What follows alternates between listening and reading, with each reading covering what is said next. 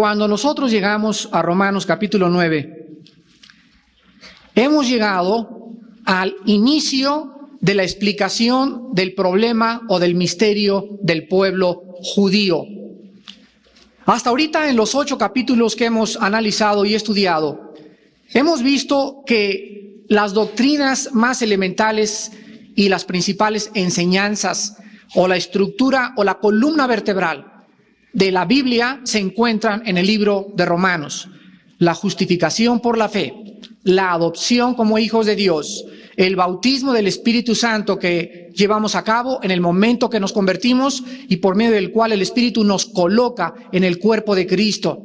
Todas estas doctrinas tan importantes son muy buenas para que nosotros sepamos realmente la mecánica de la vida cristiana. Vemos cuando comenzamos a estudiar la Biblia que es profundísima y que cada vez que rascamos y escarbamos encontramos diamantes y joyas cada vez más deslumbrantes que llenan nuestro intelecto de satisfacción, nuestra alma de paz y nuestro corazón del conocimiento de Dios. Pero durante mucho tiempo, nosotros en la vida cristiana nos hemos preguntado, ¿cuál es la diferencia entre los judíos y los cristianos?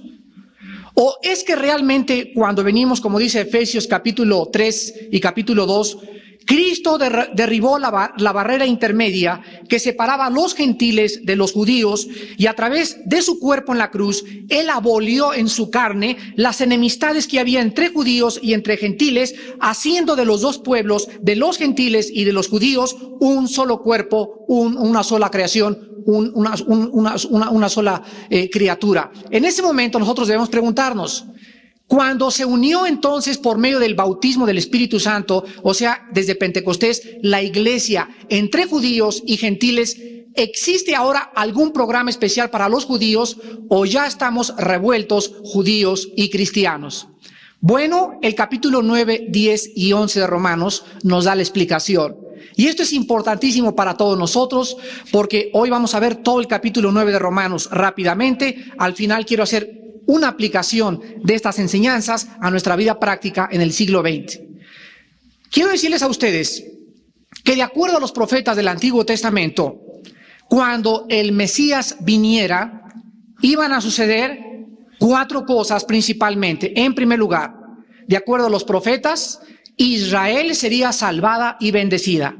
Número 2, Israel sería libre de opresores. Número 3, sería la primera entre las naciones. Y número 4, sería la nación con más gloria que todas las demás que han pisado o que han existido en nuestra historia. Cuando Jesucristo vino y dijo que Él era el Mesías y fue crucificado, los judíos se enfrentaban al problema de si Jesús era el Cristo o no era el Cristo realmente. Porque de acuerdo a las profecías de ellos, Jesús no podía ser el Mesías. ¿Por qué? Bueno, si Jesús era el Mesías, Dios había fallado en las promesas que les acabo de delinear. Porque seguían esclavos de los romanos. Israel, es más, a los 70 años después de que Cristo murió, vino el general romano Tito y arrasó con Jerusalén, no dejó piedra sobre piedra. Y ninguna profecía se estaba cumpliendo. Los judíos decían, ¿qué ha pasado? No puede ser Él el Mesías, porque la Biblia dice que cuando Él venga sucederían estas cosas. Vamos a ver en dónde estaba la falla de los judíos en el capítulo 9 de Romanos y por qué se equivocaron tan gravemente en la palabra de Dios. Esta es la razón por la cual los judíos, aún del siglo XX, todavía no creen en Cristo como el Mesías. Estos 3 capítulos nos van a ayudar a nosotros a compartir y explicarles a los judíos que conozcamos por qué ellos no creen todavía en Cristo como el Mesías y en cuál es su parte donde ellos han fracasado. Al principio de la predicación del Evangelio se convirtieron, de acuerdo a Hechos capítulo 2, 3,000 personas en el primer mensaje. Junto con estas personas que se convirtieron, gran número de sacerdotes, dice Hechos 6:7, también se convirtieron. Parecería que muy pronto toda la nación de Israel se iba a convertir, pero de repente los mismos judíos que comenzaron a convertirse, otros de su mismo pueblo y de la misma nación israelita, comenzaron ellos a instigar y a comenzar a alborotar a la gente en contra de sus propios hermanos en Cristo. Vemos nosotros que entonces Pablo, en el capítulo 13 del libro de los Hechos, comenzaron después de la persecución y Pablo en Antioquía se vuelve por primera vez a los gentiles. Los judíos seguían preguntándose, ¿por qué si Cristo es el Mesías? ¿Por qué Israel, la nación escogida, ya no es objeto del favor de Dios? Para los judíos incrédulos, Jesús no podía ser el Cristo. Para los judíos creyentes parecería que las promesas de Dios habían fallado. Vamos pues en esta mañana a comenzar a escuchar la explicación del judío por excelencia, más judío que Pablo no podía haber. Y vamos a ver de sus propias palabras qué es lo que Pablo tiene que decirles a los judíos de hace 2000 años, a los judíos del siglo XX y la aplicación que para nosotros tendremos al final de este capítulo. En el capítulo 9 vamos a ver la soberanía de Dios sobre Israel. En el capítulo 10, la responsabilidad humana delante de Dios. Y en el capítulo 11, el propósito final de Dios para el pueblo judío. En los primeros 5 versículos del capítulo 9, veamos en primer lugar el problema. Dice Pablo, verdad digo en Cristo, no miento.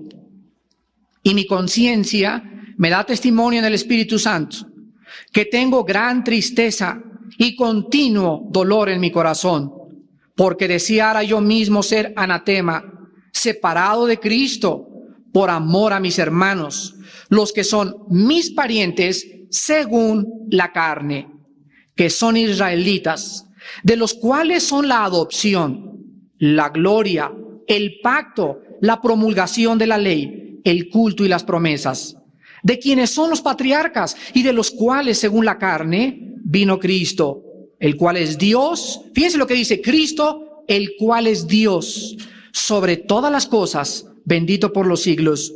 Amén.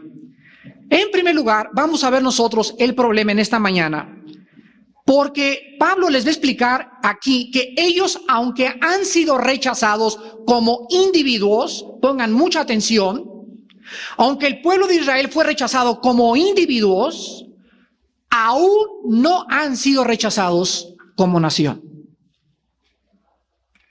El propósito de Dios para Israel como nación sigue vigente.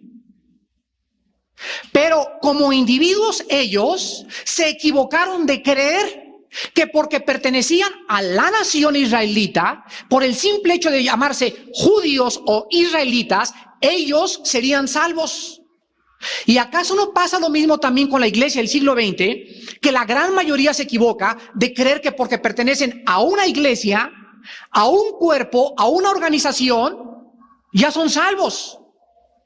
Y aun cuando Dios va a cumplir su propósito con la iglesia, hay muchos dentro de la iglesia que van a estar en el infierno.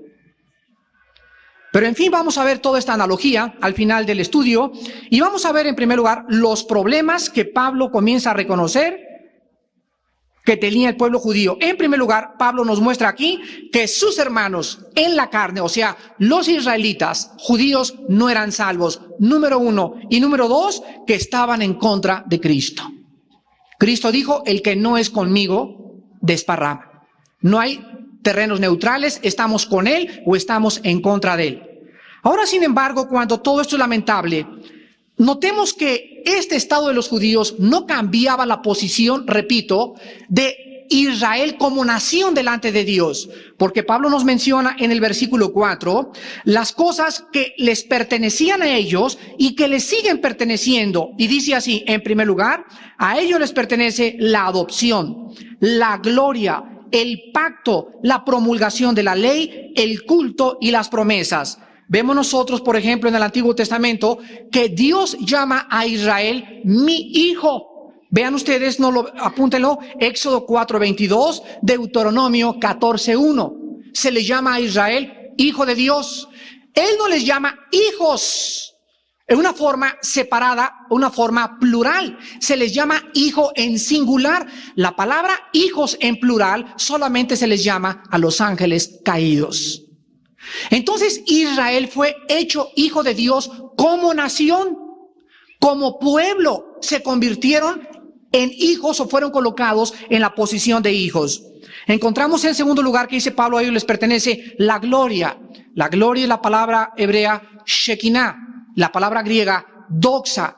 ¿Qué significa esto? Que la presencia visible de Dios, la presencia visible y luminosa de Dios se colocó o se puso sobre el pueblo israelita. Desde que los sacó de Egipto, el Shekinah de Dios iba en forma de nube dirigiéndolos. Si caminaba la nube, caminaban los judíos. Si se quedaba parada la nube, se quedaban parados ellos. Pero esa gloria de Dios se puso desde el principio del mundo, no sobre los budistas, ni sobre los sumerios, ni sobre los maometanos, se puso sobre el pueblo judío. Ellos eran los que poseían la gloria de Israel. En cuanto los judíos acamparon en el desierto, Dios le dice a Moisés, ahora construye un tabernáculo y esa gloria que los he dirigido se va a venir a posar en el lugar santísimo. Entonces los judíos poseyeron en el Antiguo Testamento lo que ninguna otra raza ha poseído, la gloria, el Shekinah o el doxa del Dios de Israel. Encontramos en tercer lugar que también ellos tienen el pacto. La palabra pacto es una palabra hebrea berith, que significa cortar, así literalmente cortar. Dios corta entre Abraham y él a varios animales y pasa la presencia de Dios en medio de los dos animales y dice Dios, así como mi presencia está pasando en medio de estos animales y como que tan cierto está que están separados, así es de verdad de que yo cumpliré mis promesas en ti. Vemos que Dios establece en primer lugar en Génesis 12 el pacto abrámico, confirmado en el capítulo 15 de Génesis y reconfirmado en el capítulo 17 a través del rito de la circuncisión. ¿Qué decía el pacto abrámico? El pacto abrámico prometía lo siguiente, que toda la descendencia de Abraham iba a poseer la tierra y que ellos serían benditos de Dios y que de la simiente de Abraham vendría el Mesías prometido en Génesis 3:15. Después tenemos el pacto con David en 2 de Samuel capítulo 7. Y aquí se promete a David una dinastía eterna de reyes, de los descendientes del rey David, de los cuales vino Jesucristo. Después encontramos que también les pertenece a los judíos la promulgación de la ley. ¿A quién le dijo Dios lo que era bueno y lo que era malo? ¿A qué pueblo Dios le dijo, mira, te voy a dar leyes morales? ¿A qué pueblo Dios le dio leyes ceremoniales, cómo adorar a Dios? ¿Y a qué pueblo Dios le enseñó las leyes civiles para gobernarse? Todo el derecho romano, los que van ustedes a la universidad y estudian jurisprudencia, van a encontrar que el derecho no tuvo su origen en Roma. Ellos lo moldearon y lo adoptaron a las leyes civiles de aquel tiempo, contemporáneos de los romanos. Pero realmente toda la base del juicio y de la legalidad de los gobiernos judiciales, los gobiernos civiles y todos los gobiernos de Dios tienen su origen en la palabra de Dios a través del pueblo judío. Y en último lugar, Dios les da no solamente la promulgación de la ley, sino que dice el versículo 4, también el culto. O sea, ellos sabían cómo acercarse a Dios. Les da las leyes para adorarlo y las promesas relacionadas con Jesucristo. Ahora bien, veamos nosotros en el versículo del 6 al 13, la explicación, porque los judíos comienzan a decir, bueno, sí, tenemos todas estas cosas que nos pertenecen, pero ya no somos favoritos de Dios. Dice el versículo del 6 al 13, no que la palabra de Dios haya fallado, porque no todos los que descienden de Israel son israelitas, ni por ser descendientes de Abraham son todos hijos, sino en Isaac te será llamada descendencia. Esto es, no los que son hijos según la carne son los hijos de Dios, sino los que son hijos según la promesa son contados como descendientes. Porque la palabra de la promesa es esta: por este tiempo vendré y Sara tendrá un hijo. Y no solo esto, sino también cuando Rebeca concibió de uno de Isaac nuestro padre, pues no habían aún nacido, ni habían hecho aún ni bien ni mal, para que el propósito de Dios, conforme a la elección, permaneciese, no por las obras, sino por el que llama. Y se le dijo, el mayor servirá al menor, como está escrito, a Jacob amé, mas a Esaú aborrecí. Aquí vamos a ver nosotros que Pablo, en segundo lugar, les demuestra a los judíos que desde el Antiguo Testamento no era cierto que los que descendían de la carne eran israelitas. Y en primer lugar pone el ejemplo de Abraham, de Isaac y de Jacob y de Esaú. Y les dice a los judíos, cuando Dios se le apareció a Sara, le dijo, tendrás descendencia. Pero ¿se acuerdan ustedes después de los hijos de Isaac, Jacob y Esaú? ¿A quién rechazó Dios? Rechazó a Esaú y escogió a Jacob. ¿Y qué fue? ¿Acaso Esaú no era judío? ¿Acaso Ismael también no era judío? El padre después de los árabes, que fue el resultado de la unión de Abraham con su sirvienta Agar. Entonces Dios les muestra a los judíos que desde el Antiguo Testamento no todos los descendientes de Abraham son judíos. ¿Qué pasó con los hijos de Noé? Dios maldijo a Cán y bendijo a Sem y a Jafet. Entonces los judíos no conocían aún mismo su propia Biblia, porque desde el Antiguo Testamento Dios había tratado ya con la descendencia espiritual y no con la descendencia simplemente por ser de la carne. Vemos nosotros entonces en el versículo 14 al 24 que los judíos se levantan y comienzan a preguntarle a Pablo lo siguiente. Versículo 14. ¿Qué pues diremos? ¿Que hay injusticia en Dios? En ninguna manera. Pues a Moisés dice, tendré misericordia del que yo tenga misericordia, y me compadeceré del que yo me compadezca. Así que no depende del que quiere, ni del que corre, sino de Dios que tiene misericordia. Porque la Escritura dice a Faraón, para esto mismo te he levantado, para mostrar en ti mi poder, y para que mi nombre sea anunciado por toda la tierra. De manera que de quien quiere tiene misericordia, y al que quiere endurecer, endurece. Pero me dirás, ¿por qué pues inculpa? Porque ¿quién ha resistido su voluntad? Mas antes, oh hombre, ¿quién eres tú para que alterques con Dios? Dirá el vaso de barro al que lo formó, ¿por qué me has hecho así? ¿O no tiene potestad el alfarero sobre el barro para hacer de la misma masa un vaso para honra y otro para deshonra? ¿Y qué? Si Dios, queriendo mostrar su ira y hacer notorio su poder, soportó con mucha paciencia los vasos de ira preparados para destrucción, y para hacer notorias las riquezas de su gloria, las mostró para con los vasos de misericordia que Él preparó de antemano para gloria, a los cuales también ha llamado, esto es a nosotros, no solo de los judíos, sino también de los gentiles. Ahora los judíos comienzan, después de oír a Pablo, a preguntarse, bueno, tú nos dices que como nación todavía somos escogidos, pero también nos dices, Pablo, que Dios tiene elegidos. Y que Dios, antes de que Esaú y Jacob nacieran, desde el vientre de su madre, los eligió. Entonces, si Dios eligió desde el vientre de mi madre, como le dijo a Jeremías, te conozco y te puse por profeta, la pregunta válida e intelectual es la siguiente: ¿en dónde está la responsabilidad humana? ¿No es verdad? Bueno, si Dios me escogió desde el vientre para hacer una cosa y otros escogió para otra cosa, ¿por qué nos inculpa? ¿Por qué entonces nos va a juzgar? ¿Por qué nos manda al infierno? Todo esto lo vimos en la doctrina de la predestinación. Se los voy a repetir para que entendamos Romanos 9. Dios, antes de que naciéramos, sabía quiénes se iban a condenar, quiénes iban a salvar. Él sabía, se llama preconocimiento o presciencia de Dios. Presciencia o preconocimiento.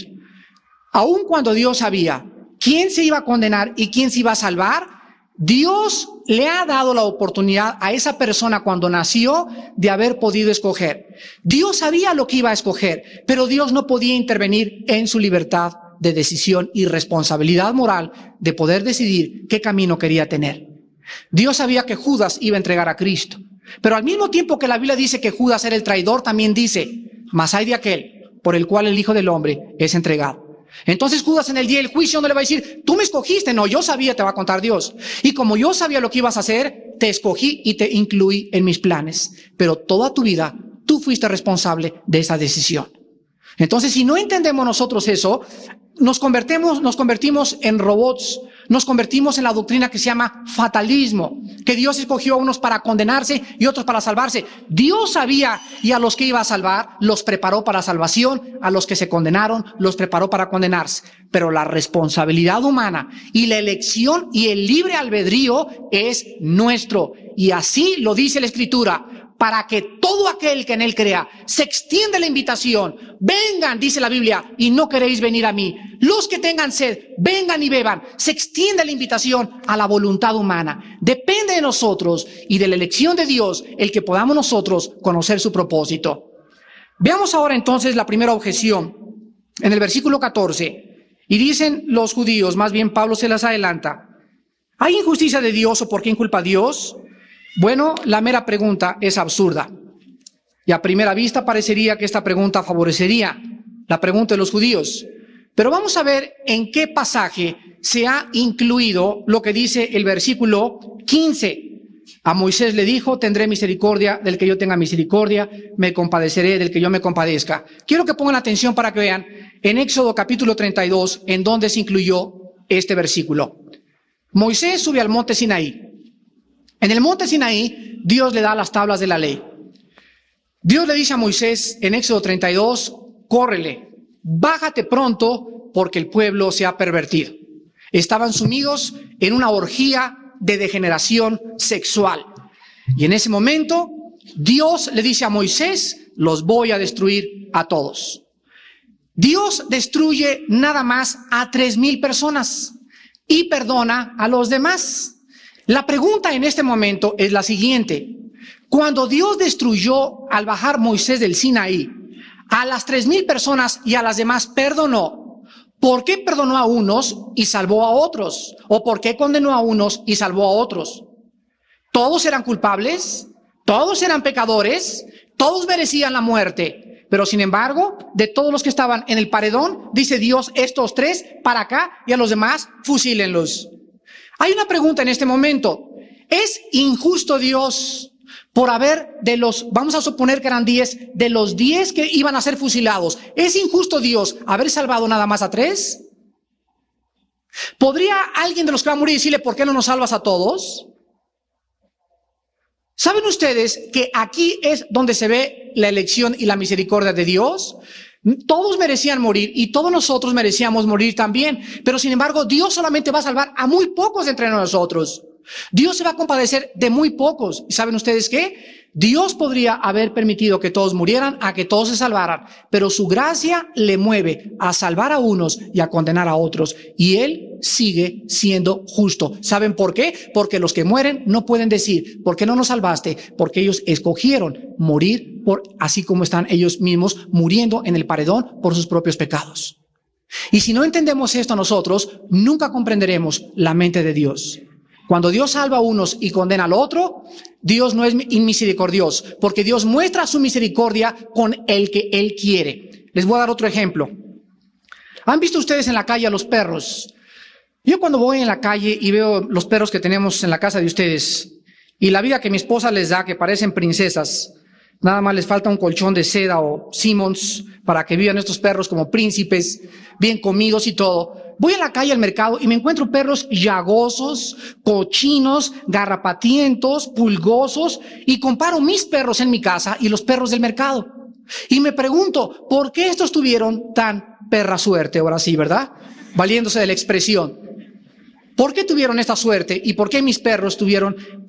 Bueno, ¿en qué consiste? ¿Por qué estos llagosos y por qué en mi casa bien comidos, bien dormidos, bien bañados? Pero hay perros que de veras nacen para vivir pateados por la gente, escupidos por la gente, llagosos, y decimos nosotros, ¿cómo está esto? ¿O qué es lo que hace la diferencia en que Dios permita que un perro viva en estas condiciones y el otro perro viva en otras condiciones? ¿No es verdad?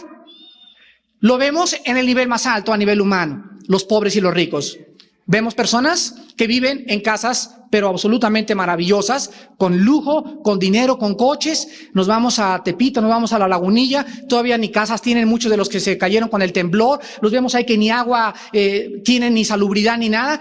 ¿Y por qué hay una diferencia, un contraste tan grande en el mundo entre perros cochinos, perros consentidos o pirruris y personas pobres y personas ricas? En ese momento viene a nuestra mente una pregunta. ¿Es justo Dios al permitir este desequilibrio, válgase la expresión, de permitir que haya alguien más privilegiado que otro? Y en ese momento, al decir nosotros, es más justo Dios por permitir esto, fíjense ustedes, estamos diciéndole a Dios lo que es justo ante nuestros ojos. ¿La agarraron? En ese momento, Dios me dice, bueno, Armando, dame tu definición de justicia. Y ahí estoy en problemas. Porque en ese momento yo le digo, mira, para mí justicia es que todos vivamos iguales. Y que no haya perros llagosos y no haya perros pirruris tampoco. Ese es mi sentido de la justicia, Señor. Y Dios me contesta y me dice, bueno, ese es tus pensamientos porque tus pensamientos no son mis pensamientos. Y mis pensamientos son mucho más altos que tus pensamientos. Y mis caminos, olvídate, ni siquiera te los podrías imaginar. Por eso piensas de esa manera. Una vez un señor en un programa de televisión discutiendo sobre la maldad y sobre el ateísmo, me dice el señor, es que no es posible que pueda usted afirmar la irracionalidad, así me dijo, de la existencia de Dios. Y le dije a él, ¿quién le dio a usted el concepto de lo irracional? O sea, ¿desde qué nivel está usted diciendo qué es irracional y qué no es irracional? ¿Qué es justo y qué no es justo? ¿Qué es bueno y qué no es bueno? Si usted no cree en Dios. ¿Quién le da el parámetro para decir esto es bueno y esto es malo, señor ateo?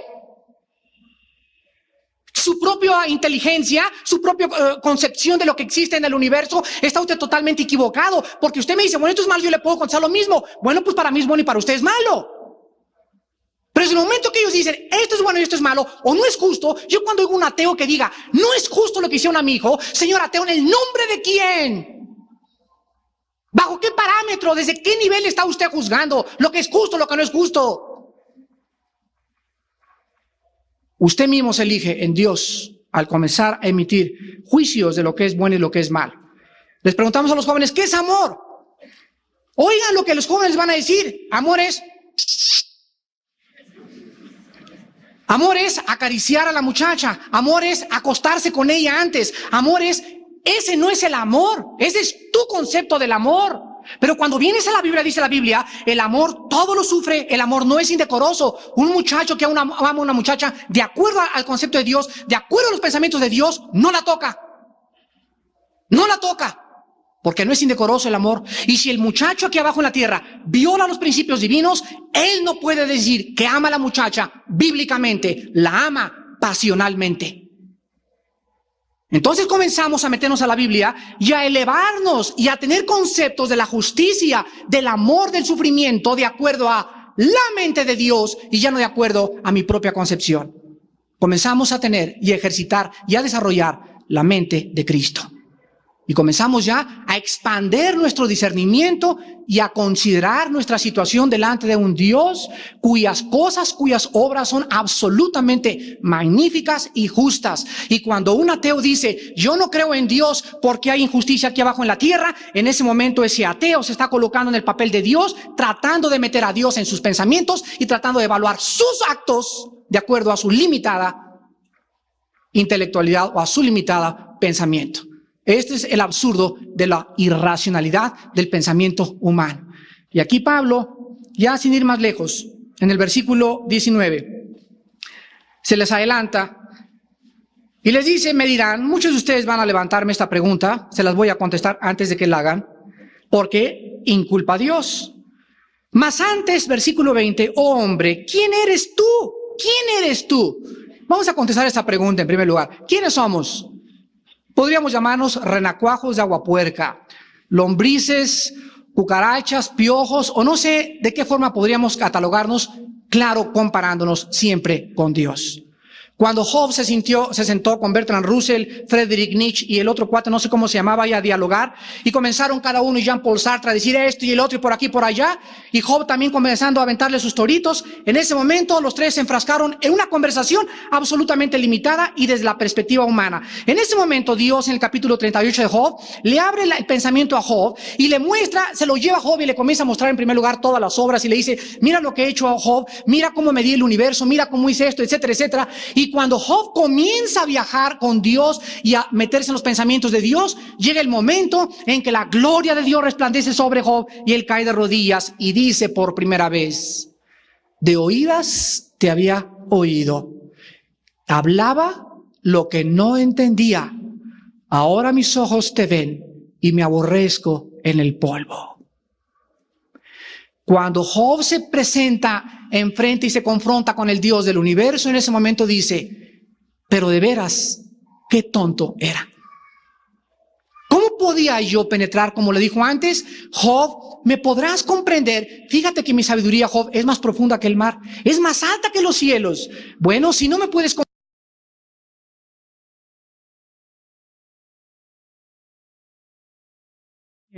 paso por paso, a través de la dirección del Espíritu Santo.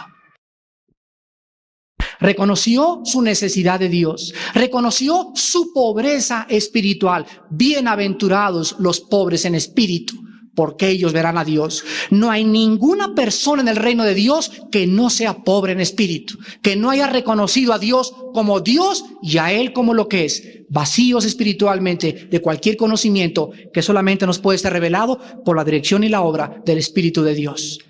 Vean ustedes en Isaías, porque aquí se está mostrando el libro de Isaías, o se está citando Isaías 64, cuando le dice Pablo a los judíos: mas, oh hombre, ¿quiénes son ustedes?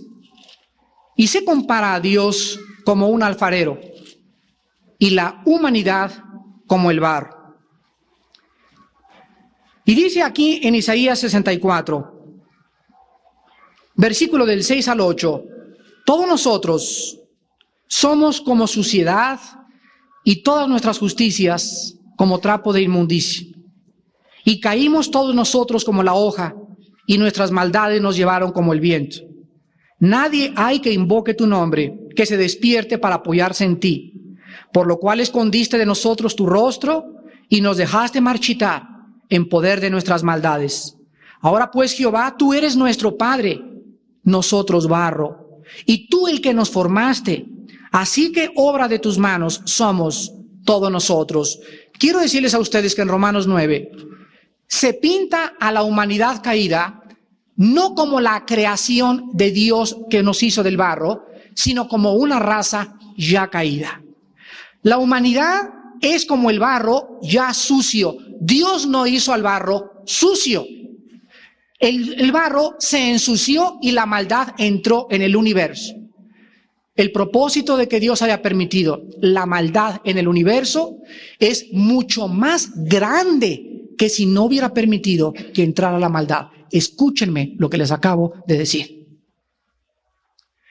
Dios va a sacar más gloria habiendo permitido que nosotros, criaturas con libre albedrío, pudiéramos conocer el mal y decidiéramos, que si Él nos hubiera creado robots y que por toda la eternidad hubiera habido una raza que adoraran a Dios, porque Dios los programó para adorarlo, sin que ellos hubieran escogido adorarlo y quererlo libremente.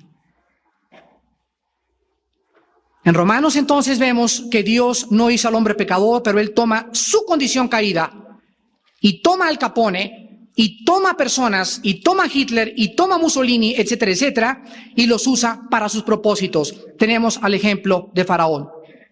En el Antiguo Testamento, Dios llega con Moisés y le dice: ve con Faraón.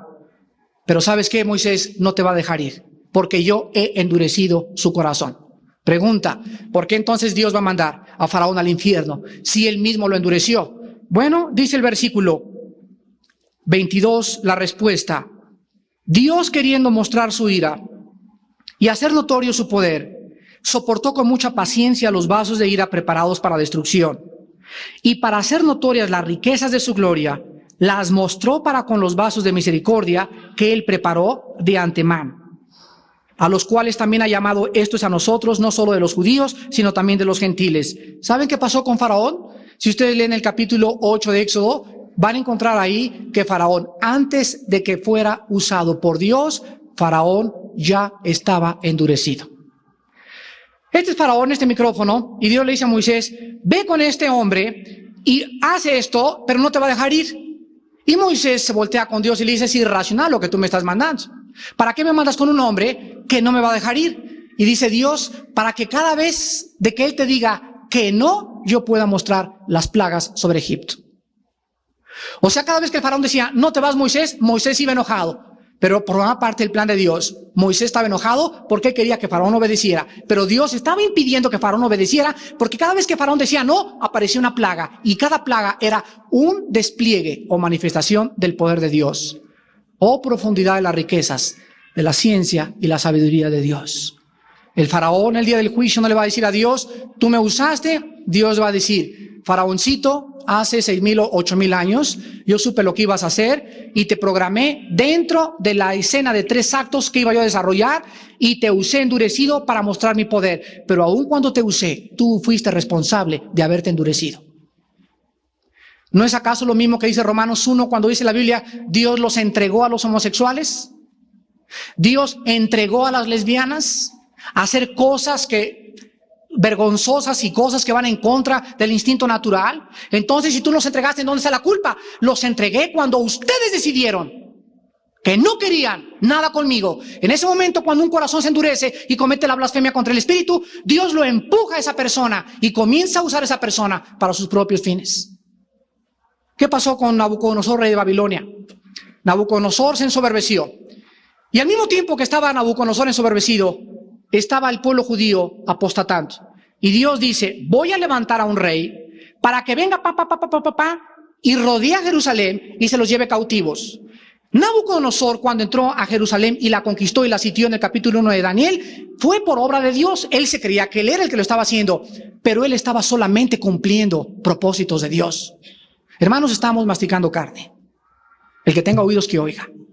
Pero al mismo tiempo de que Nabucodonosor cumplió un propósito de Dios, Dios usaba a este rey cruel para castigar a su pueblo. ¿Cuántas veces nosotros vamos a sufrir persecución? Cuando Nerón quemó Roma y cuando los cristianos fueron echados al Coliseo, ¿ustedes creen que Nerón estaba haciendo eso porque Dios es muy chiquito o se había escondido? Dios permitía usar a este hombre para poder limpiar y purificar a su iglesia que él ganó con su sangre.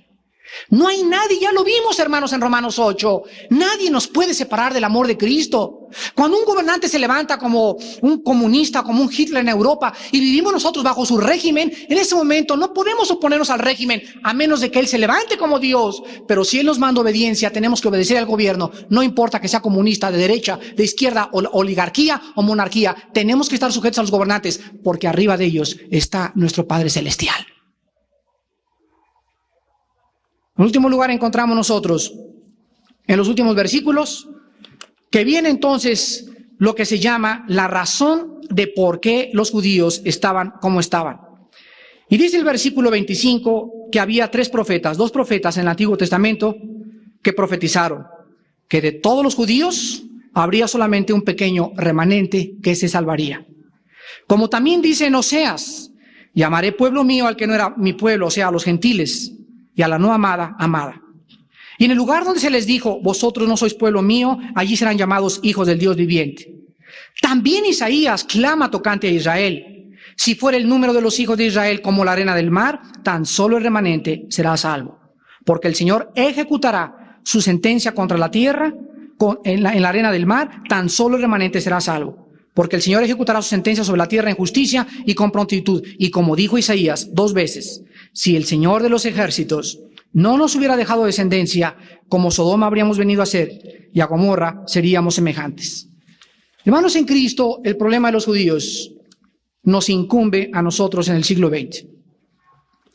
Y podemos decir en este momento, a mí qué me importa todo lo que les ha pasado a los judíos. ¿Qué me importa que Oseas que dijo, bueno, hay una cosa muy importante? Dice en 1 Corintios 10 que todas las cosas que se han escrito para que nosotros aprendamos que el corazón del hombre no ha cambiado. Que hemos progresado tecnológicamente y hemos crecido científicamente, pero el hombre sigue siendo el lobo del hombre. La historia nos enseña que el hombre no aprende de la historia. La semana pasada, les voy a dar un ejemplo, vi un documental que se llama El ascenso y la caída del Tercer Reich. La vida de Adolfo Hitler. He visto muchas películas de Hitler, pero nunca he visto una película tan bien documentada desde que él era niño hasta que él muere en su búnker en Alemania. A través dicen que se echó gasolina y que se incendió. Pero yo veo la vida de Hitler lo siguiente.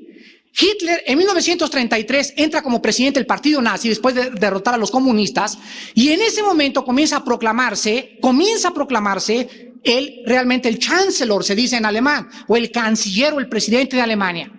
Pero llega un momento en que Hitler le dice al pueblo alemán que tienen que jurar ellos para que vayan a servir a Hitler y no al Estado. Escuchen lo que les acabo de decir. Hitler dice a los alemanes, ustedes me tienen que adorar a mí y no a Alemania. Hitler era Alemania, Alemania era Hitler. El partido nazi ya no era Alemania, era el partido nazi y divorciaban el nazismo de Alemania. El pueblo comienza a proclamar a Hitler Dios. Y cuando él ve los millones de conquistas, comienza atacando Checoslovaquia, se va contra Polonia, se va sobre Francia. Winston Churchill dice desde Inglaterra, Hitler, quiero decirte, le manda un telegrama que no vamos a permitir que avance. El nazismo tenía una sola política, comenzar a avanzar y nadie había que los parara. Atacan 2 veces a Rusia, segunda Inglaterra con Estados Unidos, los japoneses se unen con Hitler. Hitler quiere dividir su guerra en 2 frentes, uno contra Rusia, otro contra Checoslovaquia, contra Polonia y contra Rumanía, y en ese momento vienen el día D y desembarcan todos los aliados por primera vez para poder penetrar a través de Francia y penetrar a Alemania. Rusia llega antes que cualquier otro país a Alemania, derrotan a Hitler y en ese momento se acaba la utopía del sueño alemán, crear una raza nueva y crear un país que conquistara el mundo entero.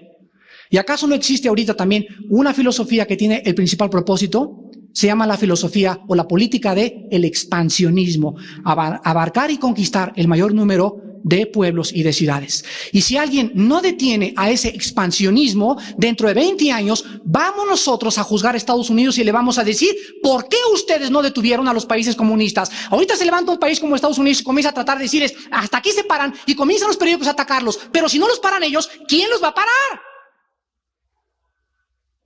Vean cómo somos ciegos. El mismo error de la Segunda Guerra Mundial se repite en nuestros días y la gente lo está creyendo. En todos los países no comunistas se protesta contra las armas nucleares, pero en los países comunistas no les permiten protestar porque está prohibido. Entonces van los comunistas a los países no comunistas para protestar en contra de las armas nucleares, pero ellos en su país no protestan y nos tragamos la píldora todos nosotros. Y comenzamos a creer todo lo que los periódicos dicen. Pero dice la Biblia que los cristianos en tiempos de Hitler fueron engañados y vamos a volver a ser engañados cuando surge el anticristo en Europa. ¿Cuál es el problema con nosotros? El problema es el siguiente. Muchos de nosotros sentimos dolor al ver la iglesia de Cristo con un criterio de mosca así de este tamaño y con una mentalidad tan pequeña en cuanto a las cosas que están sucediendo en el mundo que nos duele nuestro corazón como Pablo. Nos duele porque han oído la palabra. ¿Saben cuál es el camino que es Cristo? Han asistido a la iglesia, cultos de adoración y han ido a seminarios y estudios bíblicos y todavía viven en incredulidad. Al pueblo judío se le entregó el culto, las promesas, la gloria. Y a ustedes y a nosotros, ¿qué nos ha entregado Dios, hermanos? Al Espíritu, su palabra. Y miren cómo está la mayoría de los cristianos. Nos duele en el corazón. ¿Qué entonces la palabra de Dios ha fallado? ¿Por qué hay tantos cristianos tan carnales y tan fríos? No, el problema está en que no todos los que se llaman cristianos son cristianos, igual que los judíos. El problema está en que no todos los que asisten a la iglesia son cristianos, no todos los israelitas son descendientes de Abraham. Y creen que porque vienen a la iglesia son cristianos. El otro día me encontré una hermana y me dijo, le dije, hermana, ¿usted es cristiana? Y me dice, sí, ya me bauticé. Y le dije, hermana, el bautismo no la hace cristiana ni la hace mejor. Es una obediencia a Dios, pero el bautismo no nos salva. No hay ningún rito ni ceremonia que nos salve. Usted tiene que consagrarse y entregarse a Jesús. No todos los que han atravesado el bautismo, ceremonias, son cristianos. ¿Quién es un cristiano? La Biblia dice en 1 Juan 5:12, todo aquel que tiene al Hijo de Dios tiene la vida. Todo aquel que tiene a Jesucristo tiene la vida. Y escúcheme esto, el que tiene a Jesucristo, su vida es cambiada. El que tiene la vida de Jesús viene a nuestra vida a convencernos, a darme cuenta de que mi pecado es pecado delante de Dios y a cambiar mi manera de pensar. Y comienza mi vida a producir el fruto que es la santidad. Dicen en Romanos 12, tenéis como vuestro fruto la santificación. Si no estamos creciendo en santidad y si en nosotros interiormente no estamos amando más los mandamientos de Dios, comprendiendo más sus caminos. Yo hay cristianos que tienen 5 o 6 años y me dicen, aquí hay una contradicción, aquí hay una contradicción, aquí hay una contradicción. Dudo que sean cristianos. No son contradicciones, son en tu mente. Estúdiale, búscale por otro lado y vas a encontrar el secreto. Pero las contradicciones están en tu mente. Dios es infinitamente sabio, su palabra es limpia y pura. No hay nada torcido ni perverso en él. El problema está en nosotros, en nuestro corazón. ¿Cuántos de ustedes no lo pueden comprender más? Porque sus vidas carecen de consagración total. Entonces nosotros encontramos que la Biblia le llama a estos verdaderos cristianos, que es un remanente igual que con Israel, nos llama elegidos según el preconocimiento de Dios Padre en santificación del Espíritu para obedecer y ser rociados con la sangre de Jesucristo. Primera de Pedro 1:2. para obedecer. El cristiano se caracteriza por su obediencia a la palabra. Se podría preguntar entonces si hay elegidos y si hay unos que no son. ¿Por qué es esto o por qué está sucediendo? Pues la respuesta lo dice en 1 Juan 2:19. Salieron de nosotros, pero no eran de nosotros. Porque si hubieran sido de nosotros, hubieran permanecido con nosotros. 1 Timoteo 4:1. El Espíritu dice que en los últimos tiempos apostatarán de la fe, escuchando a espíritus engañadores y a doctrinas de demonios. Segunda de Pedro 2:20-22. Pero les ha acontecido a muchos disque hermanos lo del proverbio: la puerca regresa a revolcarse a su lodo y el perro a su vómito. ¿Por qué el perro regresa a su vómito? Porque nunca dejó de ser perro. Si hubiera sido cambiado en pantera, la pantera no se come el vómito. Si hubiera sido cambiado en león, el león ruge, pero no come el vómito. Solamente los perros se comen su vómito, de donde que regresaron al lodo donde se fueron sacados, porque nunca fueron convertidos. La razón de su fracaso nos las muestra Romanos 9, la última parte. Y son solemnes estas palabras. A mí me han impactado de una forma tan profunda en mi corazón, porque dice el versículo 30 al 33, la razón del fracaso de los judíos y la razón del fracaso de los disque cristianos en el siglo XX. Dice así, versículo 30, ¿qué pues diremos? Que los gentiles que no iban tras la justicia han alcanzado la justicia, es decir, la justicia que es por fe. Mas Israel, que iba tras una ley de justicia, no la alcanzó. ¿Por qué? Porque iban tras ella no por fe, sino como por obras de la ley, pues tropezaron en la piedra de tropiezo. Como está escrito, he aquí pongo en Sión piedra de tropiezo y roca de caída, y el que creyere en él no será avergonzado. ¿Saben ustedes por qué fracasaron los judíos? ¿Y saben ustedes por qué muchos de ustedes siguen fracasando? Porque la vida cristiana es imposible de vivirla en el poder de la carne. La carne, esta carne que tenemos dentro de nosotros es débil, 1000 veces elevada a la 40ª potencia, débil. Entonces, al yo ver mi debilidad, descubro que tengo al Espíritu de Dios, y vivir por fe significa no levantarme y decir, ahora sí quiero ser diácono, quiero ser aquello, actividades en la carne, y tropiezo y caigo. Y bueno, yo no sirvo para cristiano. ¿Por qué? Porque estoy creyendo que puedo agradar a Dios a través de las obras y no por la fe. ¿Cómo se vive la vida cristiana? De rodillas. De rodillas. De rodillas. Ven a Dios en la mañana: Padre, estoy desesperado, tengo un hábito sexual que me está arrastrando, tengo estas ganas de fumar, tengo estas ganas de irme con otra que no es mi esposa, tengo ganas de robar. Díselo a Dios, vacía tu corazón dentro de Él, si eres cristiano, y deja que Él te dé las fuerzas, que Él viva por ti. Eso es vivir por fe, hermanos. No vengan a la iglesia y actividades y a los estudios bíblicos cuando en sus vidas íntimas, en su hogar, en la madrugada, nunca viven de rodillas, nunca le vuelcan a Dios su corazón, nunca le piden ayuda al Espíritu Santo. Por eso han fracasado, porque van tras de Él por las obras y no por la fe. Oremos.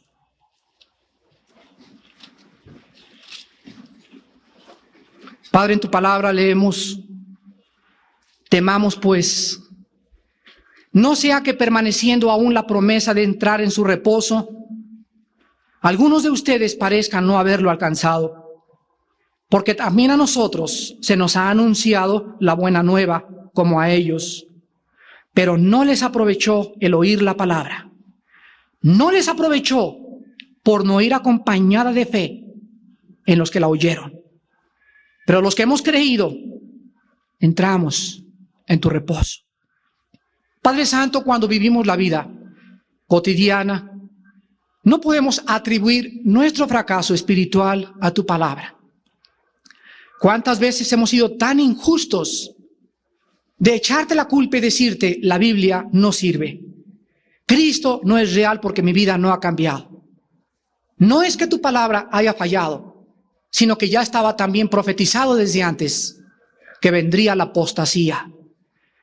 Las iglesias se comenzarían a llenar de pseudo cristianos, personas que nunca han sido transformadas por tu poder, personas que nunca se han visto tan vacías a ti y tan pecadoras delante de tu santidad, que por el hecho de haber levantado la mano y decir recibo a Cristo, creyeron que se habían convertido. Si no hay un cambio a través del tiempo, un cambio drástico en sus vidas, profundo.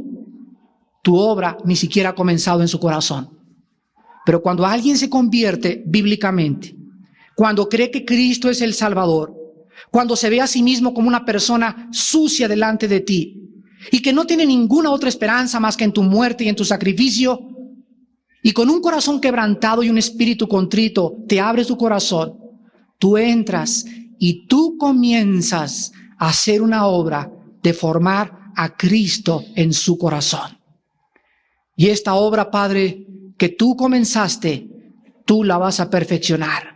Y cuando un hijo tuyo o una hija tuya se aleja o quiere alejarse, tú no permites, porque la regresas o lo regresas a través de tu disciplina. Pondré mis ojos sobre ti, te haré entender el camino en que andes y te quitaré la terquedad, para que conozcas que es necesario que vivas cerca de mí para participar de mi santidad, porque sin santidad nadie verá a Dios. Padre Santo, en esta mañana hay muchas personas nuevas que creen que por pertenecer a una religión o ir a una iglesia son cristianas. Oramos de que tu Espíritu les haya abierto los ojos y les haya mostrado, como a nosotros los mismos cristianos, que la vida cristiana es una vida por fe, una vida de confianza en ti. Y si confiamos, oramos y tenemos comunión contigo, porque no hay manera de demostrar de una forma más grande nuestra fe que viviendo una vida de oración diaria y continua. Padre, te pido que estas personas en esta mañana sean tocadas de una forma clara por tu Espíritu, que reconozcan su pobreza espiritual, que le abran su corazón a Jesucristo y que le inviten como su Señor y su Salvador. Y ustedes que nos han visitado, amigos, o muchos de ustedes también que ya pertenecen a esta iglesia y que todavía sus vidas no han sido cambiadas, yo te pido que reflexiones seriamente sobre si tienes a Jesús o no lo tienes. Y en este momento te pido que lo hagas, si tienes dudas, repitiendo estas palabras. Padre Santo, siento gran dolor en mi corazón por mis pecados contra ti, porque todo lo que he hecho ha sido contra ti. Te pido que me perdones profundamente. Me siento mal delante de ti. Te pido que me perdones de mis pecados con tu sangre, con esa sangre que tu Hijo Jesucristo derramó en la cruz por mis maldades. Creo que Él es el Salvador, el Cristo, el Mesías que tú enviaste a reconciliarme contigo, a hacer la paz mediante su muerte en esa cruz. Y te pido, Señor Jesús, que me recibas así como estoy de pecador. Enséñame a vivir dependiendo de ti, a sacar fuerzas de ti, y así como te recibí por fe, que yo continúe viviendo por fe también. Gracias porque a los 3 días volviste a vivir y porque ahora en la persona de tu Espíritu entras a mi corazón. Te pido en este momento, Señor Jesús, que vengas a mi vida como mi Señor y Salvador. Amén.